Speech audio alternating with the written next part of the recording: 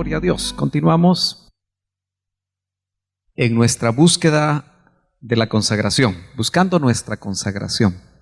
Ya es el tema número 15 y seguimos avanzando con la conquista de Canaán. Hay mucho que hablar ahí, es realmente vasto. Ver la conquista de la tierra de Canaán como la conquista de nuestra propia alma es bastante vasto, todo el libro de Josué.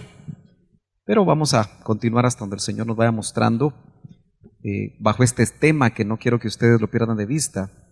No es ver solo los detalles de la conquista de Canaán que conocemos, sino cómo se aplica a nuestras vidas, cómo nosotros podemos a través de volver a leer estas páginas del libro de Josué, saber que Él es el Espíritu Santo tipificado para nosotros y cómo Él nos puede ayudar a conquistar áreas como en este caso la de Jai. Veamos qué es lo que nos dice la conquista de la ciudad de Jai. Amén.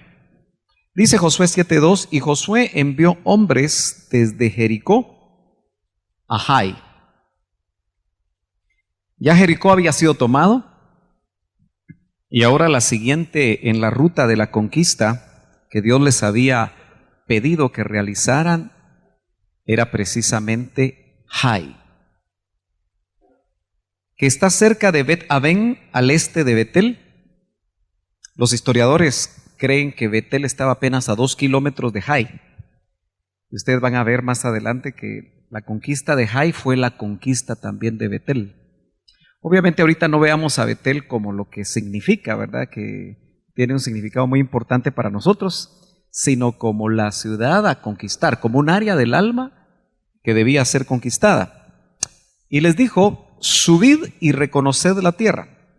Lo mismo que hicieron con Jericó, ¿verdad? Y los hombres subieron y reconocieron a Jai. Esto nos habla a nosotros de lo importante de examinarnos a nosotros mismos, como dice 1 Corintios, ¿verdad? 11. Yo no sé si nosotros nos examinamos. Yo como pastor siempre observo que le pedimos a la gente que se examine y algunos están viendo para arriba, otros están viendo a los demás, previo a la Santa Cena. No sé si usted lo ha notado. Tal vez usted como está orando no lo nota, ¿verdad? Pero hay muchos que no le toman mucha importancia, no se examinan. Pero yo me pongo a pensar, los que lo hacemos, que nos examinamos, ¿será que lo continuamos haciendo en casa? ¿Será que tomamos tiempo para examinar nuestras áreas? Porque sería como mandar espías. Pedirle al Espíritu Santo que Él nos guíe, ¿verdad? Para ver qué áreas todavía tenemos nosotros sin conquistar. Y que el Espíritu Santo quiere tomar, quiere controlar. Acuérdense que esa es la llenura del Espíritu Santo. Tomar el control de nuestras áreas.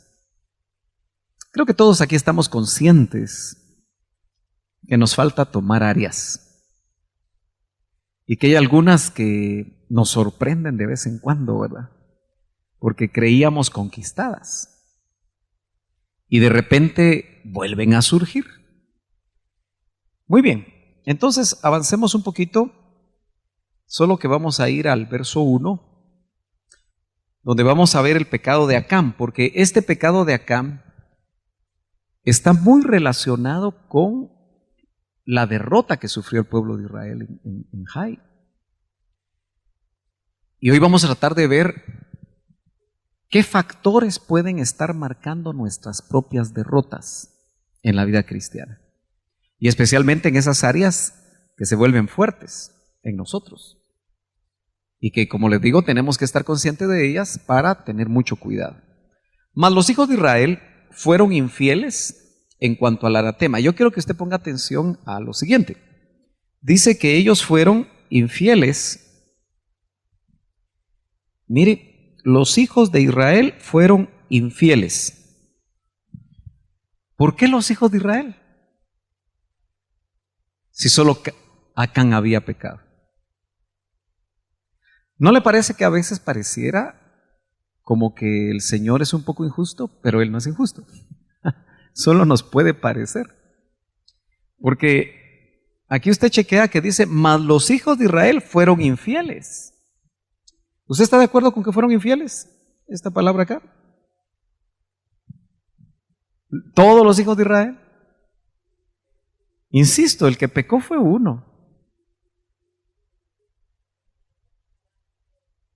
Exactamente. Entonces, esto nos traslada a un principio bien delicado, hermanos, por el cual nosotros debemos examinarnos porque podemos ser la razón de detener un pueblo, de detener una familia. ¿Ya se dio cuenta usted de eso? Porque Dios está viendo que lo que le pasó a Cam, lo que hizo a Cam, afectó a todo Israel. Dice, mas los hijos de Israel fueron infieles en cuanto al anatema. Acuérdese que la ciudad de Jericó fue dedicada al anatema. Todo tenía que ser destruido. No se habían girado instrucciones, y esas son las instrucciones del Espíritu Santo ahora, ¿verdad? Que yo creo que mientras más somos sensibles nosotros, Él nos va a dar instrucciones bien específicas, ¿verdad? Para que nosotros actuemos en base a eso. Dice, porque Acán, hijo de Carmi,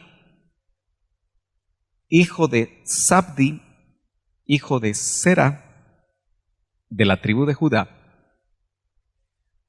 Ya notó usted que este hombre tenía genealogía, como todos los israelitas, porque hasta cierto punto eso en buen chapín es, ¿qué pata puso ese huevo? ¿Verdad? Y esto me hace pensar a mí que nosotros deberíamos de tener conocimiento de nuestros ancestros. ¿Qué dice usted? Porque de repente, cosas a las que nos estamos enfrentando y que no son áreas conquistadas, todavía no son áreas controladas, pueden venir de un ancestro. Yo creo que usted está bien convencido de eso, ¿verdad? Sabe del asunto. El problema es qué hacemos en lo práctico. No sé si a usted alguna vez le dijo su mamá, su abuelita, te pareces mucho a fulanito de tal. ¿Sí? El mismo porte. Bueno, eso habla de lo físico. Pero en algunas otras ocasiones le dicen a la persona, igual de enojado que tu abuelo. Igual de mujeriego que fulano y tal. Híjole, ya la cosa, ya salió el peine, ¿verdad? Bien bolo igual que tu tata. Cosas de ese tipo, ¿verdad? Y obviamente usted sabe que hay hasta votos de pobreza en nuestros ancestros, ¿verdad? Antes de entrar aquí a la oficina, o aquí a la iglesia, estaba en la oficina, y estaba viendo que hay un grupo de judíos en Nueva York. Usted sabe que ahí hay una mata muy grande de judíos, ¿verdad? Y ellos formaron una asociación para buscar a todos los latinoamericanos que descienden de ellos, de los llamados judíos sefardíes, marranos que les llamaban en España, ahí en el siglo XV, 1490 y pico, ¿verdad? Y existe la teoría de que Colón se trajo un montón de judíos para acá. Y parece que ya no es teoría, porque ellos estudian mucho, ¿verdad? E investigan. Entonces, creen que el 15% de los latinoamericanos son descendientes directos de judíos, sefardíes. Así que de repente usted trae esa línea. Pero chequeando, dice, estamos buscando a los judíos que los obligaron a convertirse al cristianismo. Y les ofrecen, ustedes saben, la nacionalidad española. Así que si usted quiere hablar puro español, pues quítese un diente, ¿verdad? Vuélvase cholco. Y entonces va a empezar a hablar así como español. Pero ellos están buscando desde hace 500 años. Quieren buscar. Yo no sé qué tan fácil es eso. Pero hay genealogías. Ahora note que ellos, 500 años después, siguen creyendo ellos que el cristianismo es una secta falsa, ¿verdad? Y eso es ancestral, en el caso de ellos. O sea, los ancestros siguen siendo sumamente delicados. De esto hemos estado hablando.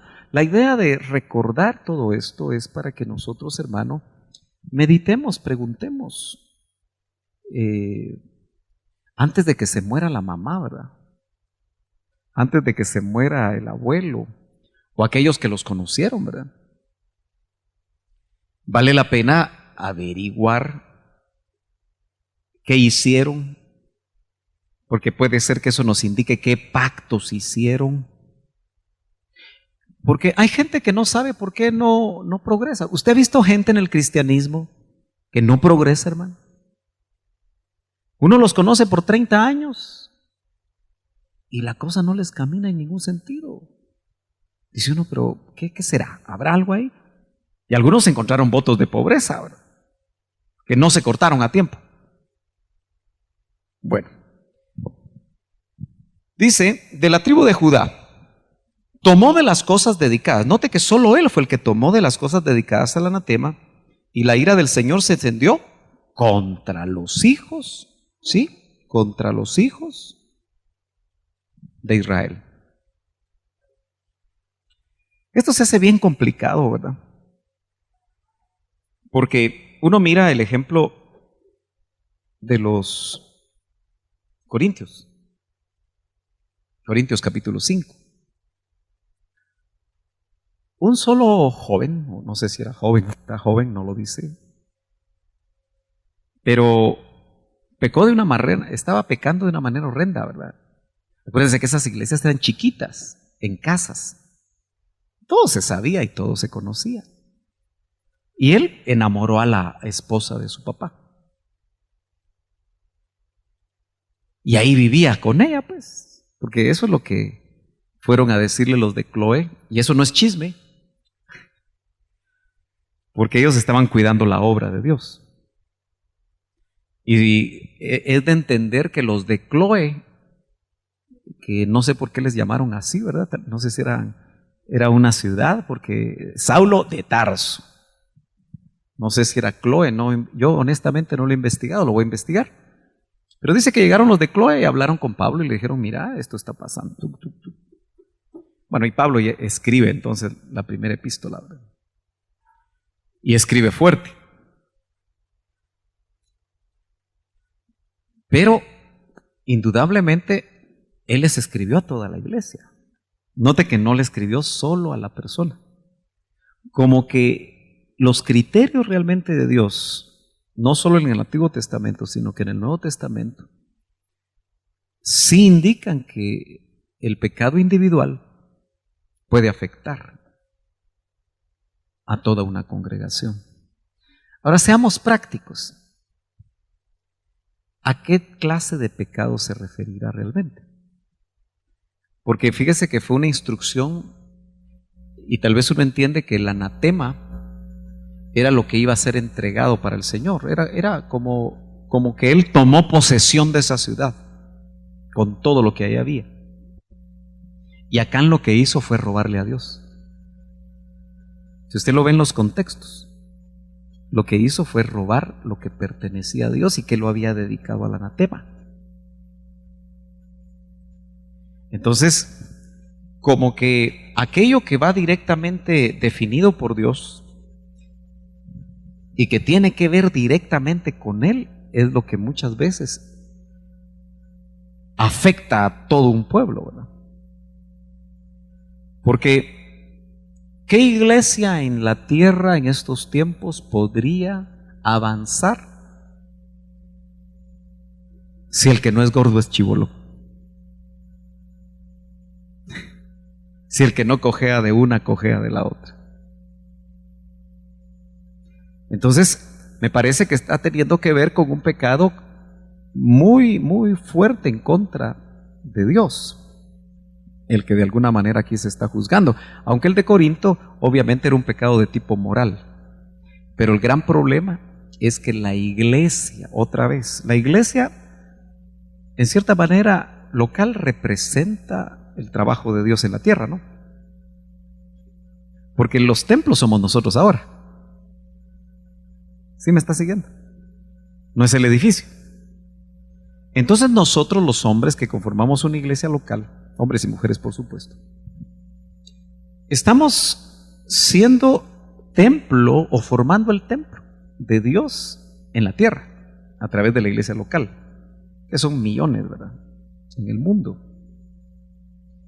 Entonces, cuando la iglesia, como la de Corinto, en términos también chapines, se hace la loca ante el pecado, yo creo que eso fue lo que más trabajó Pablo en todos ellos. Porque el pecado, indudablemente, él hizo un juicio no a la iglesia completa, sino que a uno. Y su juicio apostólico fue: el tal se ha entregado a Satanás, pero no dijo entreguen a la iglesia a Satanás.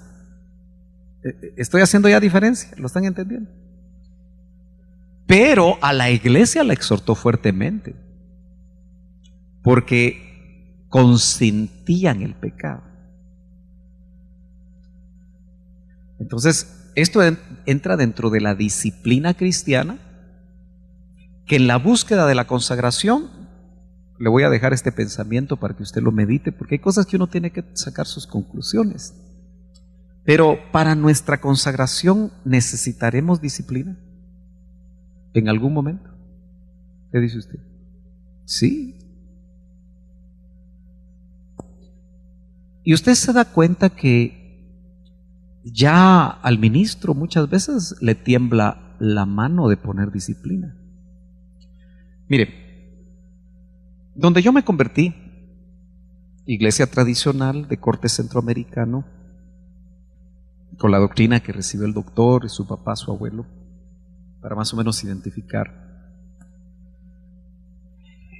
Los estatutos de estas congregaciones contienen la disciplina, porque todas estas iglesias, por pequeñas que sean, que tienen una herencia de muchos años, por lo menos la centroamericana aquí tiene ya 125, 130 años acá. Los bautistas en el mundo tienen 400 años. Pero hay cosas interesantes. Nosotros a veces desechamos lo de los tradicionales. Pero es que lo que pasa es que hay cosas que no pueden ser desechadas, porque son bíblicas. Pero una de las cosas que a mí me llama la atención es que en sus estatutos ellos ponían el periodo de disciplina. Obviamente, sin el cuidado y la sabiduría y la guianza del Espíritu Santo, se podía caer en situaciones muy complicadas, ¿verdad? Porque también yo no soy de la idea que una persona que adulteró necesariamente tenga que pasar 1 año o 2 años sentada. Para mí la disciplina debe de ejercer su función en el tiempo que la persona se restaura y da frutos dignos de arrepentimiento. Obviamente, no recuerdo que hubiera una clasificación de caídas donde dijera por robarse una escoba de la iglesia 1 mes de disciplina. 2 meses por tal cosa, 3 meses, por adulterio 1 año. Pero me parece que la disciplina dentro del contexto de nuestra consagración, que es apartarnos, sí es válida porque el Señor la incluye. Dice que si no nos disciplinan no somos tomados en cuenta como hijos. Entonces, en el contexto del Antiguo Testamento, con este hombre acá, lo interesante es que detuvo a Israel y le achacaron el pecado a todo Israel. Yo no sé si yo hubiera estado ahí, hubiera dicho, bueno, ¿yo qué tengo que ver con eso? Y yo le aseguro que usted también hubiera hecho lo mismo. O tal vez solo lo hubiera pensado, ¿verdad? Se lo pongo. Imagínese que yo como pastor, por el pecado de alguno de los hermanos, les diga, miren hermanos, y los agarro parejo a todos. ¿Cómo se pondría usted? Así honestamente. ¿Bien contento? No, bien bravo, ¿verdad? Bien enojado, así, confundido. Hermano Sergio, pero si no fui yo. Algo así les está sucediendo a ellos cuando dice, y la ira del Señor se encendió contra los hijos de Israel, y solo uno había pecado. Fíjese que el nombre Acán es interesante, que significa aguda visión de futuro. Acán, me llamó la atención eso. Aguda visión. Usted sabe que tener una visión aguda es tener una visión muy clara, ¿verdad? Las águilas ven a sus presas desde muy alto, tienen una visión 20/20, ¿verdad? Clara. Eso es. Y Acán es aguda visión de futuro. Eso me hace pensar a mí que Acán, con esa visión aguda que tenía, rápido olió y vio dónde estaba el manto babilónico. Cuando entró a conquistar, o entró a hacer lo que tenía que hacer, aguda visión. Vio dónde estaba la plata y vio dónde estaba el oro. Usted sabe que eso se acostumbra en las guerras o en las batallas. A mí me cuentan que un pariente cercano entró a la casa de la famosa Matiste, que parece que fue la esposa de Ubico. No sé por qué le decían la Matiste, o no sé si era amante a la larga, no sé cómo era la cosa aquí. Tal vez ustedes que han caminado un poquito más años que yo se recuerdan de eso, ¿verdad? Pero yo era niño. Y este familiar que estaba en el ejército entró a la casa. Y obviamente lo que fueron a buscar fueron los tesoros que había, ¿verdad? Entonces, me parece que no encontró plata ni oro, pero encontró para él un tesoro que lo fue trasladando de generación en generación, que era un niño Jesús de este tamañito, chiquitito, venido de España, pero hecho de una manera, la cuestión es muy exacta. Me imagino que hoy debe tener saber qué valor, ¿verdad? Pero para él fue su tesoro y lo fue pasando de generación en generación. Él no sabe qué estaba pasando ahí, ¿verdad? Me imagino que un vector de idolatría terrible, y cada Navidad pues sacaban. Y de verdad que yo lo vi alguna vez, pero chiquitito. Era el tesoro. Y como usted sabe que estas costumbres paganas, porque a la larga son un poco paganas, ¿verdad? O muy paganas. Cada Navidad se roban al niño, ¿verdad? Yo no sé cuántos le robaron un niño aquí, cuando eran, o no fueron de esos, roban niños, pero en costumbres católicas. Bueno, y parece que se robaban al niño, lo andaban buscando por cada casa. Yo creo que ese es el concepto de las famosas posadas, ¿verdad? Y tututi, cutu. Bueno, espero que usted ya eso no le traiga recuerdos, ¿verdad? Y se va a poner nostálgico, sino al cuartito, ¿verdad? Pero indudablemente que desde tiempos antiguos se andaba buscando algo, y él tenía una aguda visión, pero parece que la visión de él era solo para él. Y como en la conquista de Jai está involucrado este pecado, porque, insisto, usted lo va a ver con los versos y también ya lo sabe, lo ha conocido, lo ha leído, lo ha enseñado. El pecado de uno mató por lo menos a 36. La cosa se pone más seria. E hizo que Israel se debilitara. Entonces, a Acán solo le interesaba su futuro, no el de Israel. Ahora, ¿a cuántos de nosotros nos interesará más nuestro futuro que los de los demás? Y esa puede ser un área a descubrir.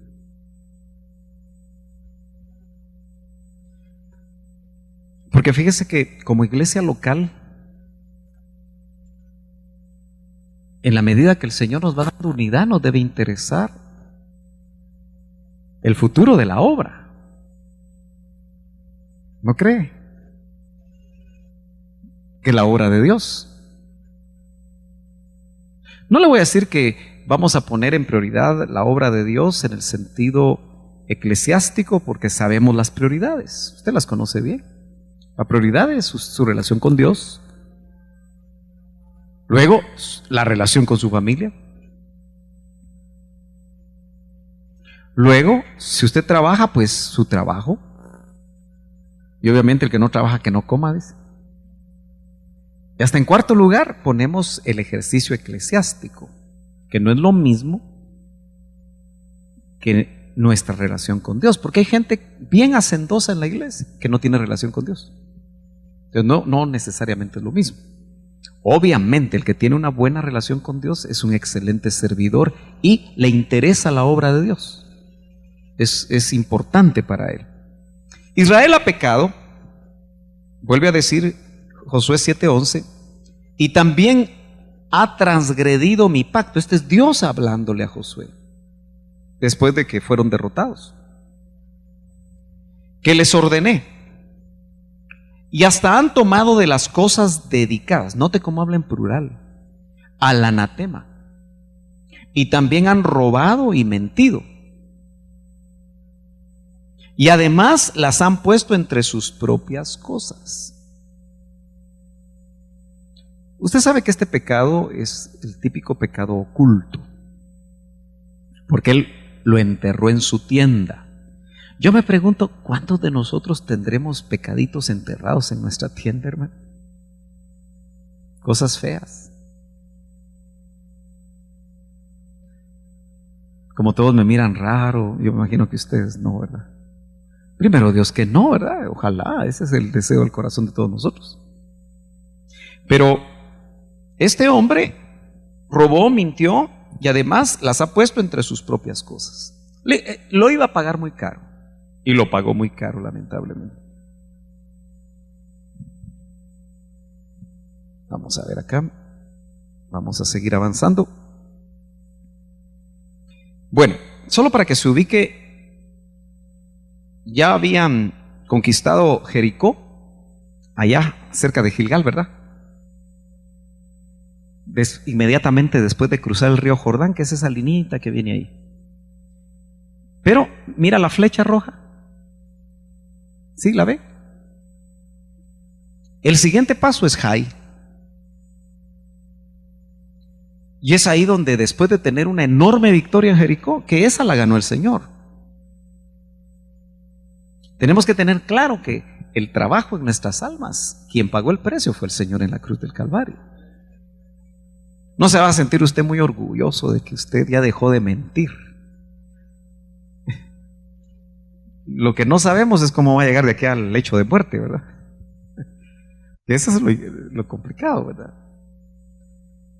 No es cómo empezamos, sino cómo vamos a terminar. Al fin dejé esto, al fin dejé aquello. Y claro, yo creo que uno tiene testimonio, pero no se debe descuidar. Vamos a entender que Josué entendía que no se podía descuidar para que la batalla fuera completa, o mejor dicho, la victoria fuera completa. Y nota cómo está pegadito ahí Betel. ¿Lo logra ver ahí en el mapa? Eran ciudades muy cercanas. Esta, le digo, que creen que estaba a 2 kilómetros nada más. Y mire, Gabaón está cerca, Jalón. Bueno, serán otras cosas que veremos después. Pero ahí está Jai, y ahí creo que lo logra ubicar mejor usted, ¿verdad? Con esa flecha más definida. Bueno, ¿qué significa Jai? Todos aprendimos que Jai significa la ciudad de la basura. Sin embargo, los originales, y yo estuve revisando varias concordancias, son mucho más específicas, y usted puede en casa ir a su concordancia, pero la mayoría coincide en que Jai es un montón de ruinas. Y claro, las ruinas, un montón de ruinas, es basura, ¿verdad? Después del terremoto, si se le cayó la casa a usted y quedó en ruina su casa, sacó todo lo que tenía ahí, ¿verdad? Que se arruinó y se va a la basura. Pero exactamente es un montón de ruinas. Cuando usted piensa en ruinas, ¿en qué piensa? La antigua. ¿En qué piensa usted cuando piensa en ruinas?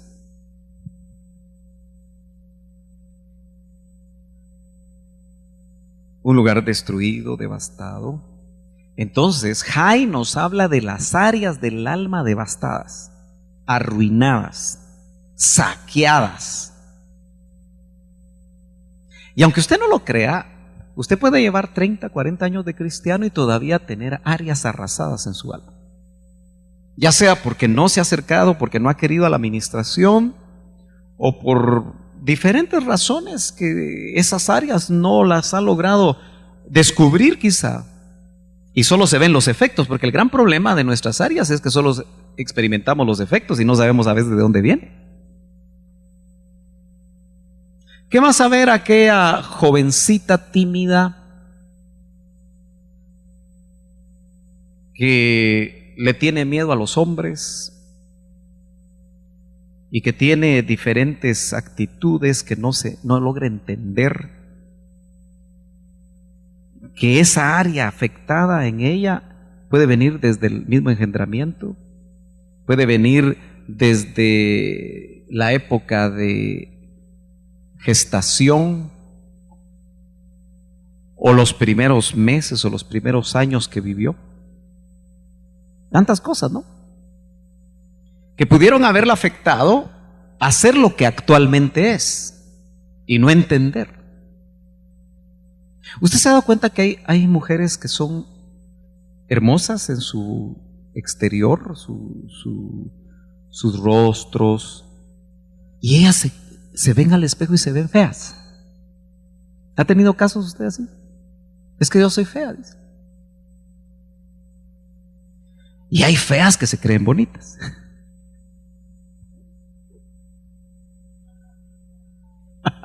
Pero eso está mejor, ¿verdad? Porque hay entusiasmo. Pero lo otro me llama a mí la atención, porque ¿qué hace que estas personas en el espejo no vean lo que otros ven? Las áreas devastadas, las áreas arruinadas. ¿De qué habla también las ruinas? Hablan del pasado. Ya ve que los arqueólogos se capacitan para estudiar el pasado a través de la arqueología, que es el estudio del pasado a través del montón de ruinas. Ellos miran en un montón de piedras lo que uno no mira, pero eso es lo que ellos estudian. Así que Jai es un montón de ruinas. Conquistar nuestra área llamada Jai va a ser investigar el pasado. ¿Cuántos saben que hay heridas en el pasado? Hay cosas, hermano, que probablemente ya fueron perdonadas en nuestra alma, pero todavía, cuando las recordamos, si producen dolor, falta sanidad.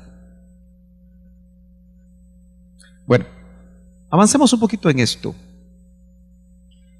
Montón de ruinas, entonces, también se hablaba como la ciudad de la basura. Y cuando lo veíamos desde ese punto de vista, Jai, es porque también, hermano, en el mundo pudimos haber depositado mucha basura en nosotros.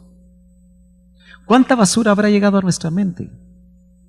Si nuestros padres no eran cristianos, o siéndolo, depositaron en nosotros muchos conceptos mundanos, eso es basura. Y bueno, ya el autor del Nuevo Testamento nos dice que heredamos una vana, vacía manera de vivir de nuestros papás. Y el autor bíblico no los está ofendiendo, solo está diciendo la verdad, como lo ve Dios.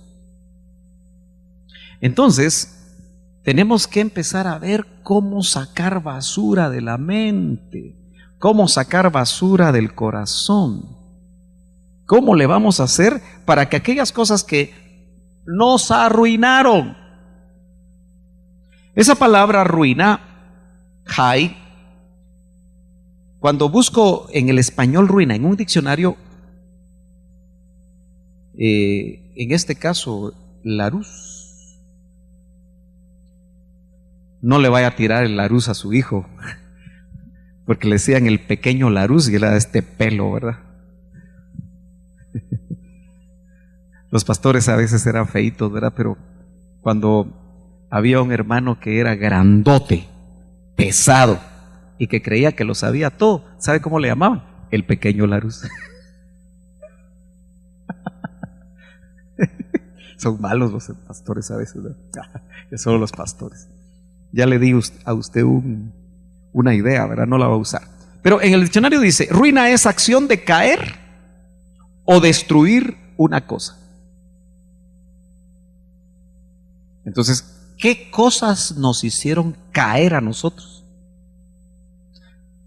Aunque no tuviéramos una conciencia clara de lo que era el bien y el mal, pero en el mundo pudieron haber pasado muchas cosas que nos dañaron, que nos hicieron caer, o que destruyeron un área en nosotros. También figurativamente dice pérdida grande de los bienes de fortuna, o sea, también caer en ruina es quedarse sin nada. O sea que un área de escasez continua por años y años y años, vale la pena ver si no tenemos que conquistar, porque es Jai. Y Jai, comparado con Jericó, era una ciudad pequeñita. Y la menospreciaron. ¿Y qué? Si lo sacaron huyendo. Pero porque había pecado escondido. Destrozo, perdición, mire qué tremendo, decadencia. Así se traduce en nuestro idioma español, ruina. Entonces la ciudad de las ruinas es la ciudad del destrozo, la ciudad de la perdición y la ciudad de la decadencia. Hermano, habrán áreas decadentes en nosotros.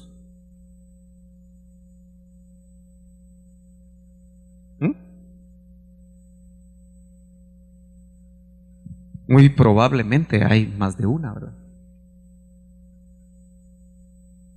Es que mire, el gran problema nuestro es estar pendientes muchas veces de los pensamientos que saltan a nuestra mente.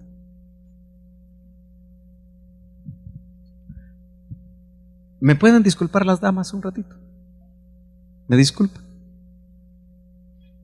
Pero un varón tiene que chequear cada vez que ve una dama qué pensamientos le vienen a su mente.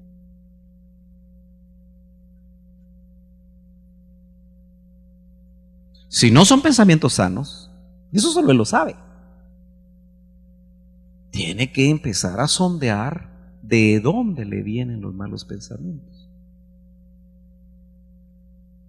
¿Viene de prácticas mundanas antes de convertirse?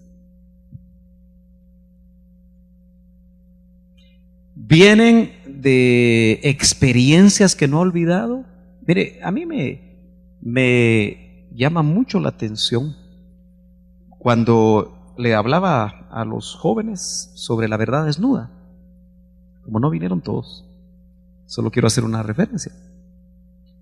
Pero les decía a los jóvenes y a los papás que vinieron que Dios diseñó realmente el matrimonio para que ahí se diera la primera relación sexual. Ese es el plan de Dios. Estamos de acuerdo, ¿verdad?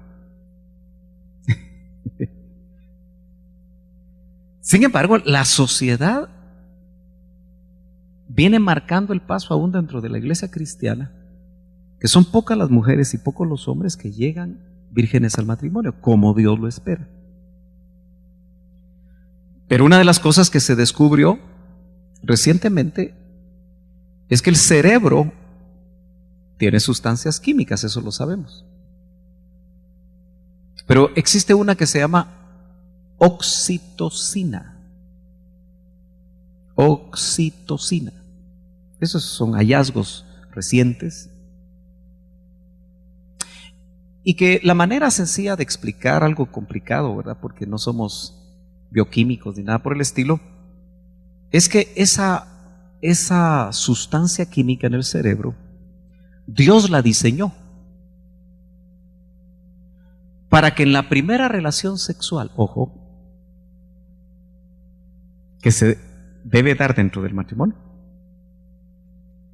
funcione como un superbonder. ¿Sabe usted lo que es el superbonder? Fíjese que yo le puse superbonder a la pata de mi lente porque se me zafó y realmente pegó. O sea, la pata de mi lente está pegada con superbonder. Yo creo que tendría que hacer mucha fuerza aunque es algo muy frágil, tal vez se quiebra de otro lado. Pero el Super Bonder lo usamos nosotros, ¿verdad? Incluso le piden a uno que tenga mucho cuidado con que no le llegue a la mano, a la piel, porque es corrosiva y se le puede quedar pegado a uno.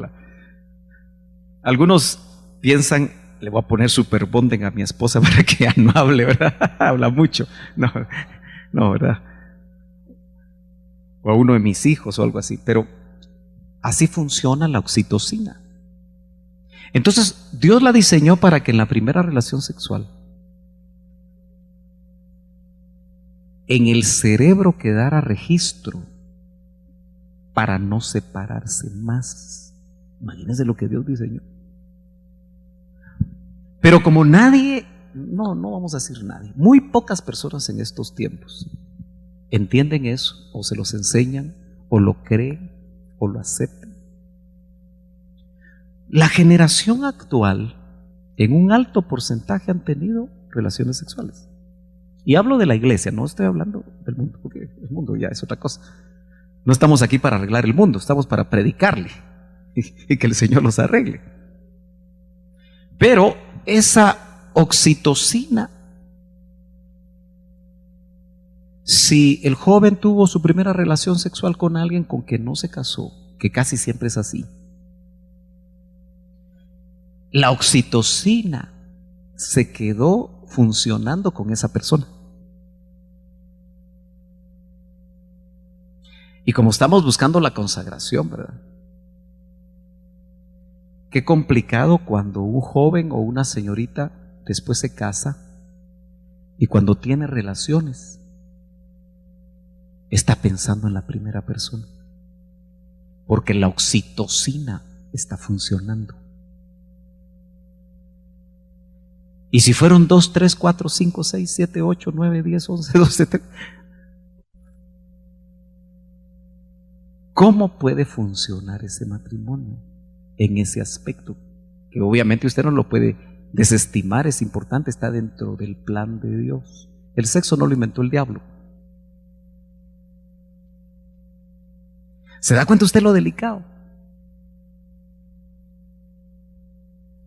Entonces yo les decía a los patojos, por eso yo no puedo permitir noviazgos de 5, 6, 7 años, 4 años, 3 años, sin un objetivo de casamiento.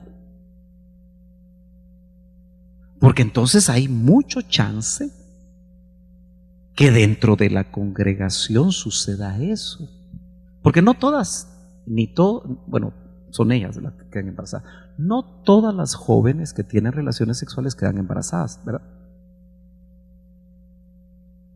Entonces solo ellas y ellos saben qué hicieron. Y eso es parte del pecado escondido que puede estar afectando una congregación. Bueno, avancemos pues.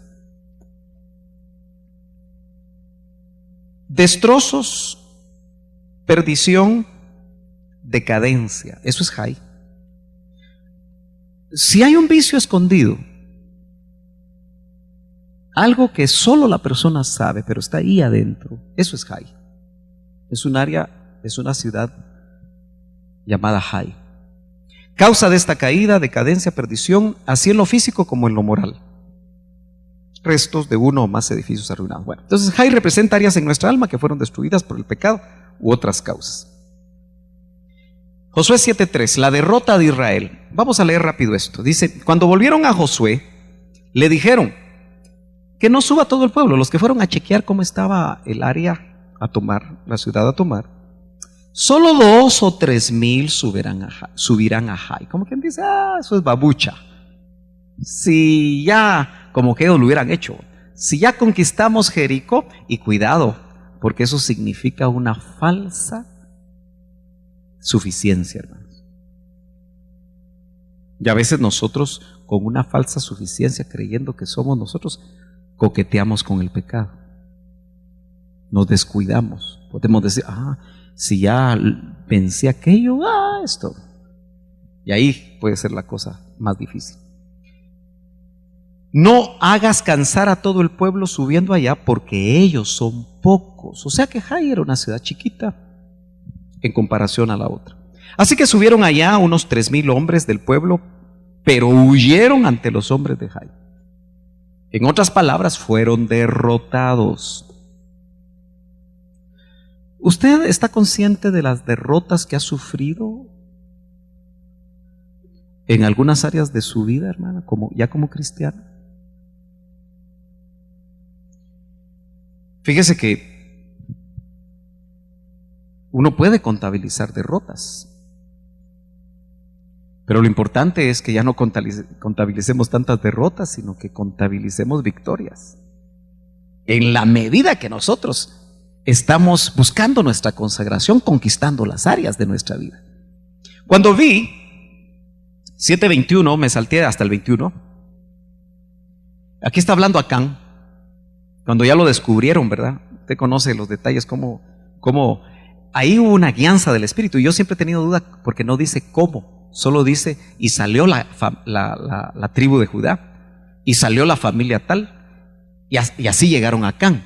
Yo creo que es probable que hubo algún tipo de guianza, indudablemente, ¿verdad? Para que llegaran hasta... ¿Qué nos habla en estos tiempos de discernimiento, no es cierto? Cuando vi, dice Acán, note, cuando vi, yo subrayo eso, porque los ojos, hermanos amados, son peligrosos. Al punto que dice que si tu ojo te es ocasión de caer, sácalo. No lo vamos a seguir literalmente, ¿verdad? Si no, habrían muchos tuertos y muchos ciegos completos. No es literal, pero sí la enseñanza es que obviamente nosotros tenemos que tomar decisiones muy fuertes si hay algo que nos hace caer continuamente. Cuando vi, dice, entre el botín, un hermoso manto de cinar. ¿Usted se recuerda qué es cinar? ¿No se recuerda? Bueno, en la tierra de Sinar se fundó Babilonia. Por eso las versiones dicen manto babilónico. Y usted sabe que lo babilónico no solo era Babilonia. Yo creo que aún en lo terrenal, el mismo Alejandro el Grande, cuando conquistó Babilonia, creo que quedó totalmente extasiado de la belleza de Babilonia, de sus jardines colgantes, una de las 7 maravillas del mundo antiguo, ¿verdad? Y todo eso lo sabe usted. Entonces, ¿cómo sería el manto babilónico? Debe haber sido una pieza maravillosa, ¿verdad? Y dice aquí, hermoso, pero él lo vio. Entonces pongámosle ojo a que lo que nosotros vemos y cómo vemos puede marcar nuestro grado de espiritualidad o no. Yo siempre hago alusión a las hermanas, porque las hermanas son muy sensibles. Y las hermanas cuando ven un hombre carnal, porque en las iglesias hay hombres carnales, hermano. ¿O no? Y las señoritas deben tener mucho cuidado con esa clase de hombres carnales. No a cualquiera le dé besito, porque hay carnales que en lugar del cachete mueven la cara, ¿verdad? Tengan cuidado. Pero hay hombres que, y en el mundo es peor todavía, ¿verdad? Pero ojo con los ojos. Cuando vi, y 200 siclos de plata y una barra de oro de 50 siclos de peso, ¿qué pasó? Los codicié y los tomé. 3 pasos: vio, codició y tomó. ¿Usted no cree que esos 3 pasos, 1, 2 y 3, también pueden hacer que cuando un joven ve? Mire, yo tengo mucho cuidado, aunque usted no lo crea, porque a veces los padres no cuidan a sus hijas. Hay papás que no se dan cuenta de nada, porque los papás deben cuidar a los hijos. La responsabilidad de cuidar a los hijos después de cierta edad es del papá.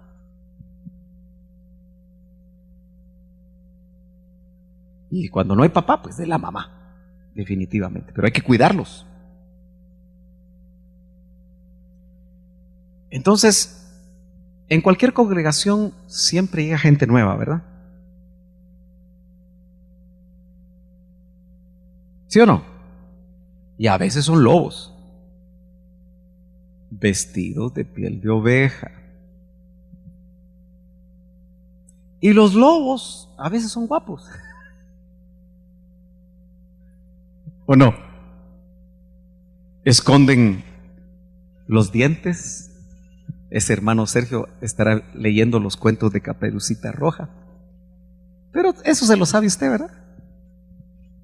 Esconden los dientes hasta que están solos con Caperucita. ¿Y por qué tienes esos grandes dientotes? Para comerte mejor. ¿Se acuerda?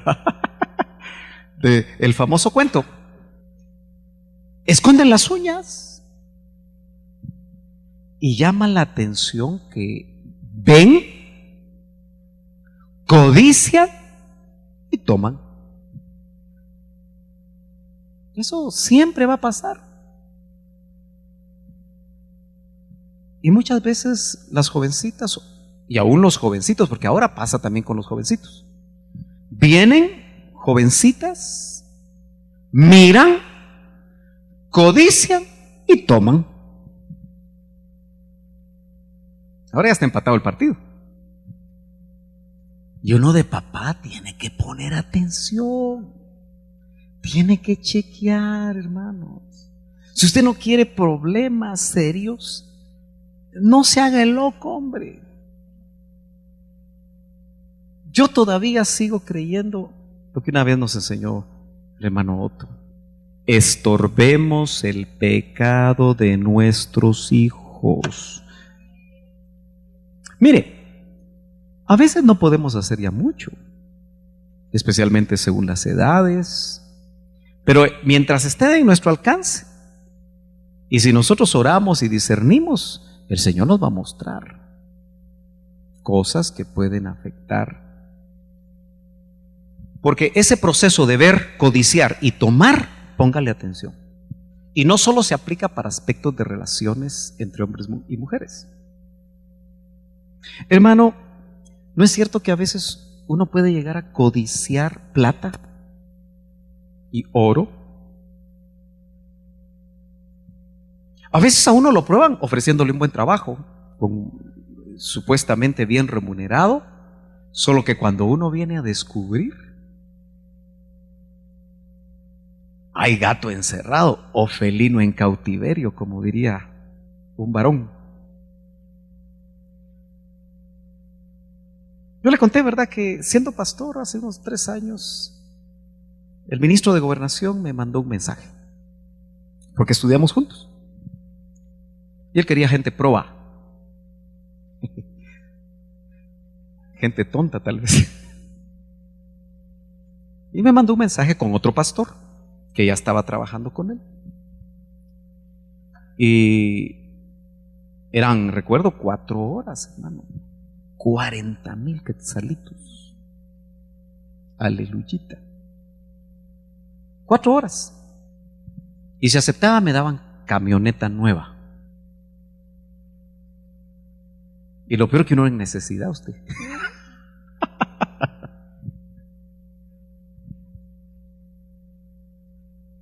Pero sencillamente le dije, mira, yo he guardado mi testimonio como para aceptar una cosa como esa. Y fíjese que él daba clases en la universidad, tenía sus 4 horas de asesoría, era pastor, solo que el año pasado lo enterramos.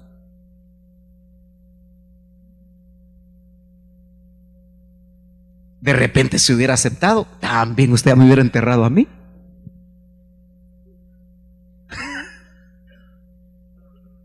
Pero ¿quién deja ir una asesoría de 4 horas por 40,000 quetzales? No tan fácilmente, ¿verdad?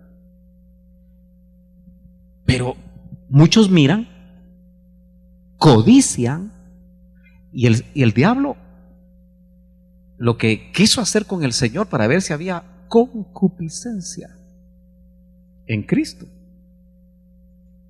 fue que le mostró todos los reinos. Note que se los mostró, él vio, pero no había concupiscencia. Pero nosotros sí la tenemos, hermano. La concupiscencia de los ojos. Tengamos cuidado, porque en las rutas finales nos van a ofrecer cosas que si vemos, codiciamos y tomamos, note que eso va increciendo. Usted puede ver y voltearse, pero si se queda viendo mucho tiempo, va a codiciar, es segundo paso. Y si codicia demasiado, va a tomar. Bueno, desarrollamos esto un poquito más. Y aquí están escondidos en la tierra dentro de mi tienda con la plata debajo. A eso se le llama pecado escondido. Bueno, 3 áreas de derrota. Rahab la vimos ya. Hay cosas que yo enfatizo porque el área sexual estaba tipificada en Rahab la ramera. Y el doctor le decía eso, dama. El manto babilónico, la fama. Y la plata y el oro, la lana. Entonces él continuamente nos decía a los ministros que oíamos sus estudios: el ministro puede caer o por dama, o por lana, o por fama.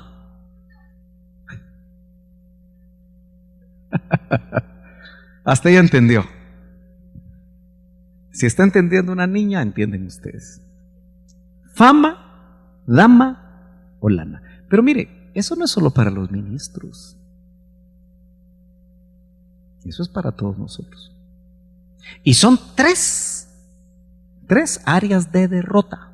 La derrota de Jai tuvo que ver con las últimas 2, fama y lana. Pero si los espías se hubieran metido con la ramera, seguramente hubiera habido problema.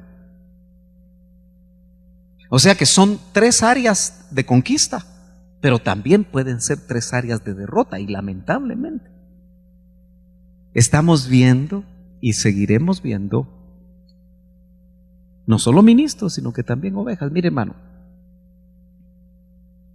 usted se ha dado cuenta que cuando a uno le ofrecen un mejor trabajo, mejor remunerado, siempre hay que trabajar más.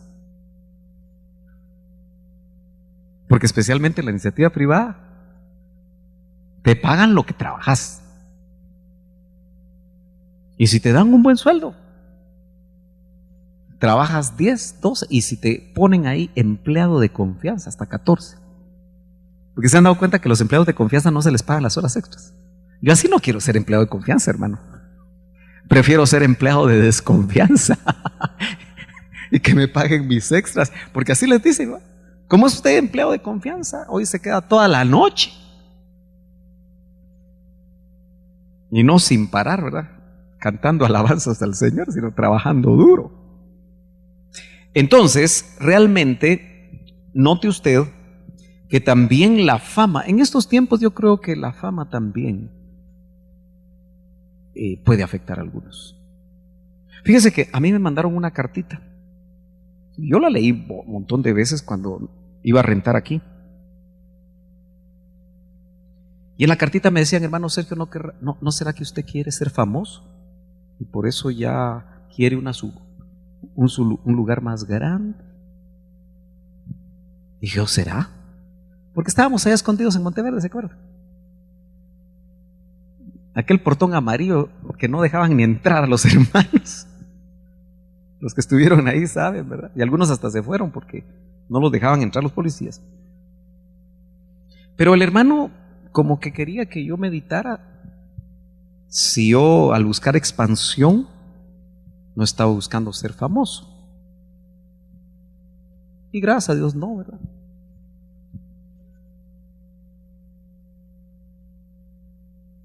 Pero esa tentación siempre está ahí latente.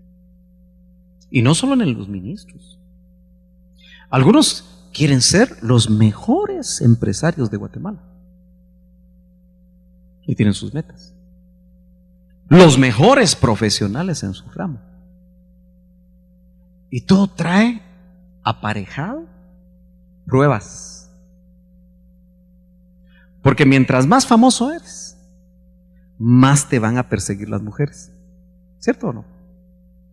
O los hombres, ¿verdad? Según sea el caso. Así es la cosa. Andas en un carro último modelo, carro caro. Decía el doctor, ¿para qué los hombres quieren un carro nuevo? Al final no es por el carro nuevo, es porque miran que ahora que andan en ese carro lo miran diferente las mujeres. Fíjese usted. Y es cierto, ¿verdad? Así que usted mejor siga con el carrito que anda. Tal vez se va a ahorrar problemas. No, y no estamos hablando que el Señor no le dé y no lo bendiga, aunque acuérdese que eso es añadidura más que bendición, las cosas de la tierra, pero ¿qué le afecta a usted en su alma? ¿Cómo usted recibe ese tipo de cosas? Porque son 3 áreas de derrota. Bueno, Santiago 1:14 dice, sino que cada uno es tentado, aquí nos mete el microscopio Santiago, cuando de su propia concupiscencia, que es un deseo exacerbado, es atraído. Y mire cómo dice en el original, y cebado, dice, en un español un poco antiguo. Y la concupiscencia, después que ha concebido, mire qué tremendo, pare de parir, o da a luz, dice otra versión, el pecado. Y el pecado, siendo cumplido, engendra muerte. Ay, hermano, aquí está el proceso completo.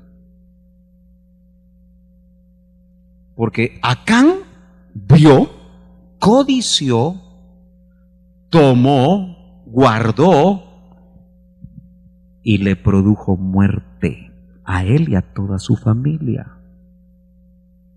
Mira esta versión, dice, cada uno es puesto a prueba por su propia pasión desordenada, que le arrastra. Hay pasiones que arrastran.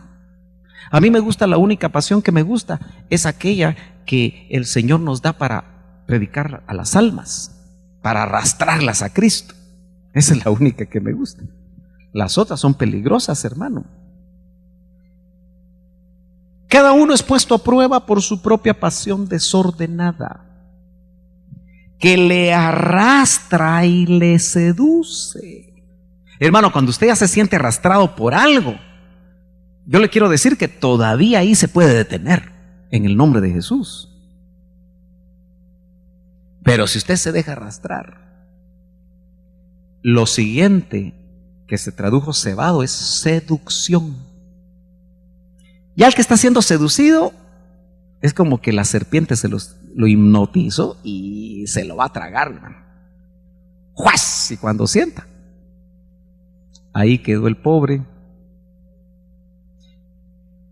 Entonces, otra versión, el deseo cuando se ha hecho fecundo, el deseo cuando se ha hecho fecundo, tiene poder de engendrar esa pasión, ese deseo, esa concupiscencia.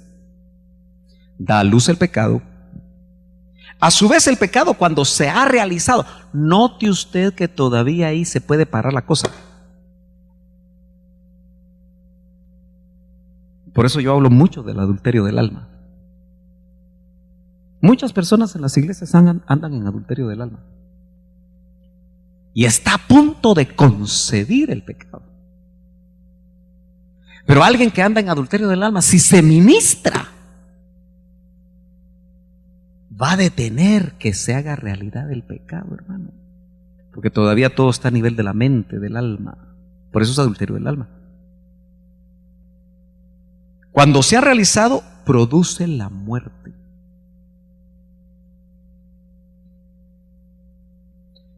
No se vaya a enamorar del discipulador, hermana.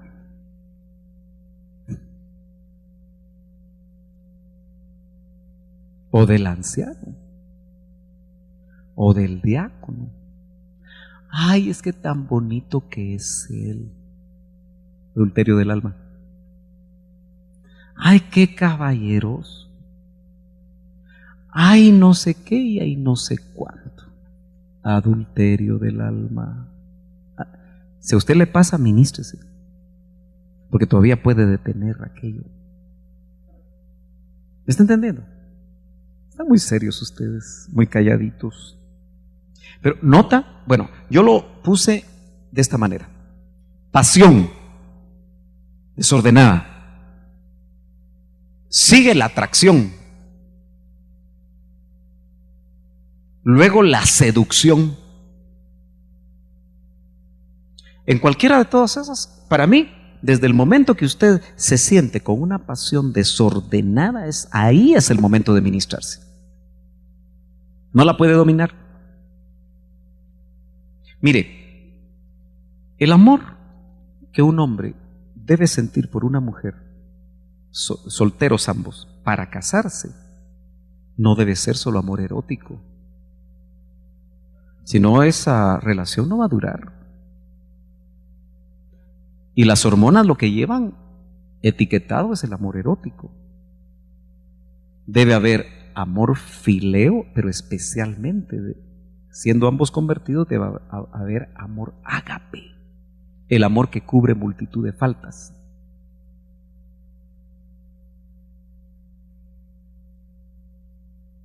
Por ejemplo, un matrimonio que se casó en el mundo y que fue lo erótico lo que los unió. Ese matrimonio, al venir al Señor, urgentemente tienen que trabajar esas áreas. Pero la mayoría no lo hace. Le da pena, le da vergüenza, que esto, que lo otro. Pero al final no ha entendido lo que es la restauración. Pasión desordenada, atracción, y ahí el segundo paso ya es más complicado. Me gusta estar con la que no es mi esposa. Me gusta platicar con fulanito o menganito. Ahí está empezando el adulterio del alma. La seducción viene de uno o de los dos lados o de ambos. Y ahí la cosa ya está complicadísima. Después de la seducción, concepción, que puede ser literal. Pero siguiendo Santiago dice, da a luz. La concupiscencia, la pasión desordenada da a luz el pecado. Y finalmente, realización. Pasión, atracción, seducción, concepción y realización. ¿Se realizó el pecado? Muerte. Y es que fíjese, hermano, que esto de muerte es más literal de lo que uno se imagina. Un cristiano que continuamente está realizando pecado y realizando pecado y realizando pecado está en peligro de muerte. El Señor lo puede cortar. Y que Dios nos guarde a todos, ¿verdad? Porque caras vemos, corazón no sabemos. Y no queremos muerte, ¿verdad? Lo que queremos es vida. Amén. Ahora, ¿ya se dio cuenta que en cualquiera de estos antes de la realización hay esperanza de no llegar a cometer ese pecado? Obviamente, el adulterio del alma también es pecado, pero no llegó a consecuencias más dañinas. No sé si me doy a entender, hermanos. Y puede detenerse los procesos. Ahora, note usted que esto es un proceso. Igual es un proceso de desprogramación, porque esa es una programación que empieza viendo. Yo lo que le quiero hacer ver a usted es que estos ojitos pueden ser ojo malo.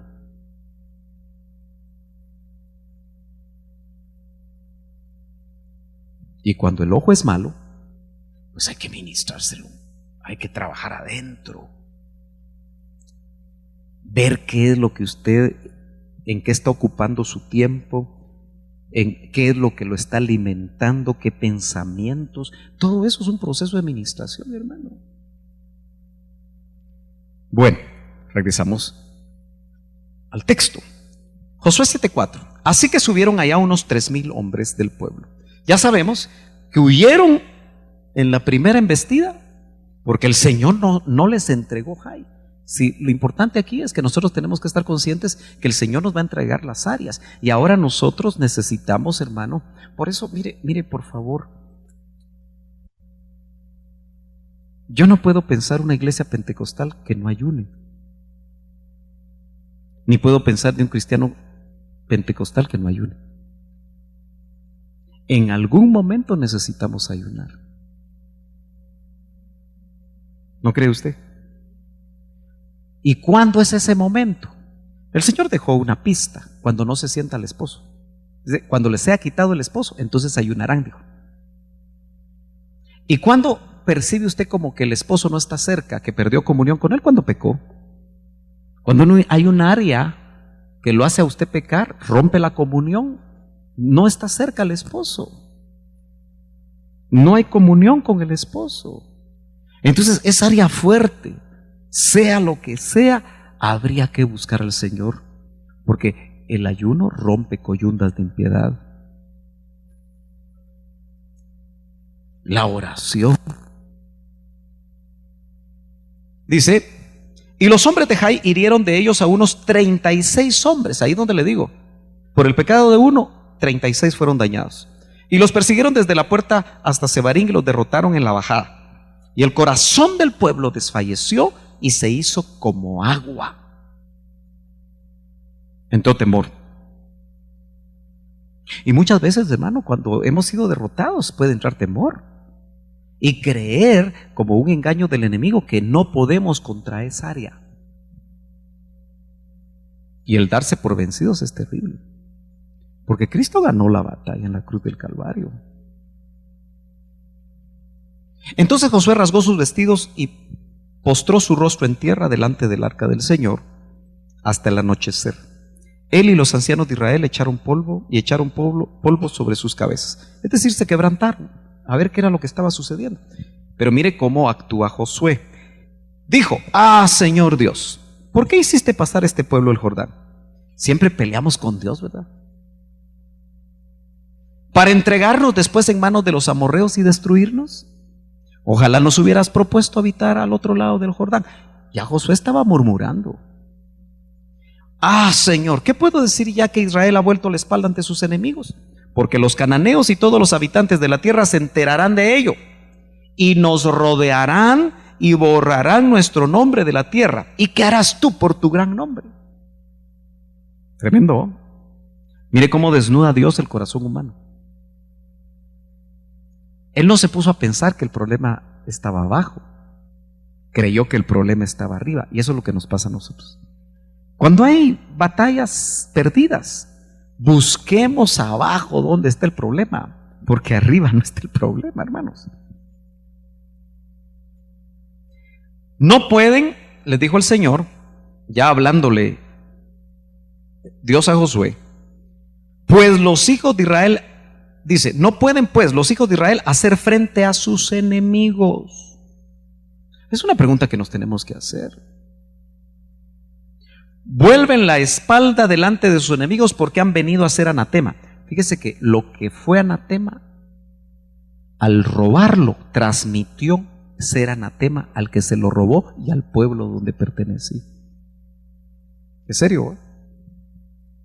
Porque han venido a ser anatema. Los hijos de Israel vinieron a ser anatema. No estaré más con vosotros a menos que destruyáis las cosas dedicadas al anatema de en medio de vosotros.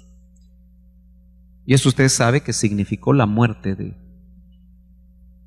Acán, sus hijos, su esposa, sus posesiones, todo. Y después de matarlos apedreados, los quemaron. Terrible, ¿verdad? Levántate, dice, instrucción a Josué. Dicho sea de paso, cuando él toma Jai, yo no veo, según la Biblia, que él consulte con Jehová, sino que él tomó la iniciativa de mandar espías. A veces la estrategia para tomar un área no es la misma para tomar otra. Aprendamos eso. Porque él mandó espías a Jericó y le funcionó. Entonces no vemos, según yo pude establecer ahí, no vemos que él consultara a Jehová. Señor, dime ahora cuál es tu estrategia para Jai. sino que mandó de una vez espías. Los espías dieron sus instrucciones. Pero si Josué hubiera consultado a Jehová, Jehová le hubiera dicho: mira, no bajes, no pelees, arregla tu campamento primero. Entonces muchas de nuestras derrotas es porque no consultamos. Porque así ha dicho el Señor, Dios de Israel: hay anatema en medio de ti, oh Israel.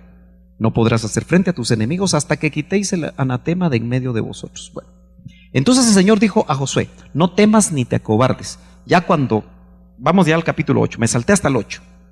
Yo aconsejo a los discipuladores que me lean por favor todo el capítulo 7 y los versos conducentes del capítulo 8. Yo los tengo que saltar porque si no, no salimos hoy. Entonces el Señor dijo a Josué: no temas ni te acobardes, ya había sido quitado el anatema. Toma contigo a todo el pueblo de guerra y levántate. Sube a Jai. Mira, he entregado en tu mano al rey de Jai, 1, su pueblo, 2, su ciudad, 3, y su tierra, 4. No nos demos por vencido cuando solamente se tome un pedazo de tierra del área que nosotros vamos a tomar. Porque noten que si lo leemos al revés, es tierra, ciudad, pueblo, es decir, habitantes, y rey. Algunos de los reyes, como lo vamos a ver, solo los encuevaron, no los mataron. Hasta que Josué se dio cuenta que los tenían encuevados, los sacó y los mató. Quiere decir que hay áreas encuevadas, están muy escondidas, ya no nos molestan, pero en cualquier momento se mueve la piedra, salen y la cosa se pone seria. Entonces el Señor dijo a Josué: no temas ni te acobardes. Ok, verso 2: harás con Jai y con su rey lo mismo que hiciste con Jericó y con su rey. Tomaréis para vosotros como botín solamente los despojos y el ganado. Aquí ya les permitió tomar algo, nota, estrategias diferentes. Prepara una emboscada a la ciudad detrás de ella. Y Josué se levantó con todo el pueblo. Aquí Dios les da estrategia de guerra para subir a Jai. Escogió Josué ya no 2 o 3, 30,000 hombres, valientes guerreros, los envió de noche. Y les dio órdenes diciendo: mirad, vais a poner emboscada a la ciudad por detrás de ella. O sea, 30,000 atrás de la ciudad. Caminaron de noche para llegar. No os alejéis mucho de la ciudad, sino estad todos alerta. Y yo y todo el pueblo que me acompaña nos acercaremos a la ciudad. Iban a utilizar una treta, porque al principio llegaron a la ciudad muy confiados y salieron corriendo. Entonces dijo Josué: vamos a usar eso. Pero esa fue la estrategia de Dios. Y sucederá que cuando ellos salgan a nuestro encuentro como la primera vez, nosotros huiremos delante de ellos. Y ellos saldrán tras nosotros hasta que los hayamos alejado de la ciudad, porque dirán: huyen ante nosotros como la primera vez. Huiremos pues ante ellos. Algunos han hecho dibujos como estos de estrategia militar. Aquí está Jai, esa que parece estrella. Aquí está Israel con 30,000 hombres atrás de la ciudad. Nota que los de Jai son los de azul. ¿Lo ve? Cuando miran que Israel llega, los de azul salen a perseguirlos, pero en el momento que estos toman la ciudad, que no hay gente, y la queman, note que se voltean y vuelven a salir, se regresan para atacarlos. Ahí no está completo el dibujo, pero note que también Josué dejó un grupo como de 5,000 para emboscarlos. Aquí no se ve, allá está Betel-Mir. Y cuando vieron los de Betel que iban huyendo los de Israel, salieron todos los de Betel porque estaban apenas a 2 kilómetros. Y entonces no solo destruyeron a Jai, sino que de paso destruyeron a Betel. O sea que con las estrategias de Dios, a veces no solo... ¿Cuántos saben que hay áreas que van acompañadas o van en parejas o en triadas? Hay áreas que se acompañan. Dice, una mentira trae otra mentira. Hay áreas que van juntas, hermano. Y Jai y Betel fueron destruidas de una sola vez. Termino. Vosotros saldréis de la emboscada y os apoderaréis de la ciudad, porque el Señor vuestro Dios la entregará en vuestras manos. Y será que cuando hayáis tomado la ciudad, le prenderéis fuego, lo haréis conforme a la palabra del Señor que yo os he mandado. Tomó unos 5,000 hombres y los puso, mire, en emboscada entre Betel y Jai, al occidente de la ciudad, y apostaron al pueblo todo el ejército que estaba al norte de la ciudad y su retaguardia que estaba al occidente de la ciudad. Y José pasó aquella noche en medio del valle. Y aconteció que al ver esto el rey de Jai, los hombres de la ciudad se apresuraron, se levantaron temprano, salieron para enfrentarse a Israel en batalla, él y todo su pueblo, en el lugar señalado frente a la llanura del desierto. Pero no sabía que había una emboscada contra él por detrás de la ciudad. Estrategia militar, ¿verdad? Pero dada por Dios. Y Josué y todo Israel se fingieron vencidos delante de ellos y huyeron camino del desierto. Y todo el pueblo que estaba en la ciudad fue llamado para perseguirlos. Dijeron, ahora sí los vamos a terminar. Y persiguieron a Josué y se alejaron de la ciudad. No quedó hombre en Jai o Betel, ahí está, mire, que no saliera tras Israel. Y dejaron la ciudad sin protección por perseguir a Israel. Entonces el Señor dijo a Josué, algo de lo que hicimos el domingo, ¿verdad? ¿Se acuerda? Sigue usted usando sus saetas. Bueno, esto está mejor para jabalí. Tenga cuidado por si de repente la tiro. Pero le dice el Señor, mire qué actos proféticos más interesantes. Extiende la jabalina que está en tu mano hacia Jai. Supongamos que Jai era allá, ¿verdad? Porque la entregaré en tu mano. Y extendió Josué hacia la ciudad la jabalina que estaba en su mano. Esa fue la orden física. Y los que estaban emboscados se levantaron rápidamente de su lugar, corrieron. Cuando él extendió su mano, entraron en la ciudad y se apoderaron de ella. Y se apresuraron a prender fuego a la ciudad. Cuando los hombres de Jai se volvieron y miraron, he aquí el humo de la ciudad subía al cielo y no tenían lugar a dónde huir, ni por un lado ni por otro, porque el pueblo que iba huyendo hacia el desierto se volvió contra sus perseguidores. Estrategia. Al ver Josué y todo Israel que los emboscados habían tomado la ciudad y que el humo de la ciudad subía, se volvieron y mataron a los hombres de Jai. Y los otros salieron de la ciudad a su encuentro, así que los de Jai quedaron en medio de Israel, unos por un lado y otros por el otro. Qué genio de Napoleón ni qué 8 cuartos, ¿verdad? O de el zorro del desierto de Hitler. Unos por un lado y otros por el otro. Y los mataron hasta no quedar de ellos sobreviviente ni fugitivo. Pero mire qué interesante, yo no sé cuántas horas duró eso. Josué no retiró su mano con la cual tenía extendida la jabalina. Uno se pregunta, ¿por qué lo tuvo que hacer? Si de todas maneras los que estaban peleando eran otros. Porque debe haber secreto, ¿verdad?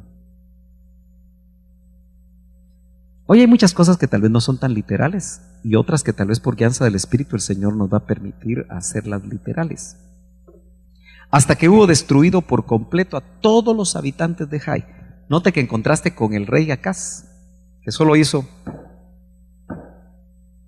con las flechas y se cansó. Y el profeta le dijo, si hubieras dado por lo menos 5 o 6, hubieras destruido a tus enemigos. En cambio este sí, como que le revelaron, yo no sé cuánto tiempo se mantuvo con la jabalina, como Moisés con las manos levantadas. Nosotros tenemos que interpretar esas cosas por el Espíritu en nuestras propias batallas. Y quemó Josué a Jai, la convirtió en un montón de ruinas. ¡Qué tremendo! Jai, ¿qué significa? Montón de ruinas. Para siempre en una desolación hasta el día de hoy. Y colgó al rey de Jai, no lo guardó, en un árbol hasta la tarde, y a la puesta del sol Josué dio orden que bajaran su cadáver del árbol. Lo arrojaron a la entrada de la puerta de la ciudad y levantaron sobre él un gran montón de piedras que permanece hasta el día de hoy. Bueno, ¿cuáles serán las áreas que el Señor quiere, terminando a las 8:30 en punto, que nosotros conquistemos de nuestro pasado que pudo haber quedado en ruinas? Fíjese que yo me he encontrado con personas que se divorciaron en el mundo y se volvieron a casar en el Señor. Sin embargo,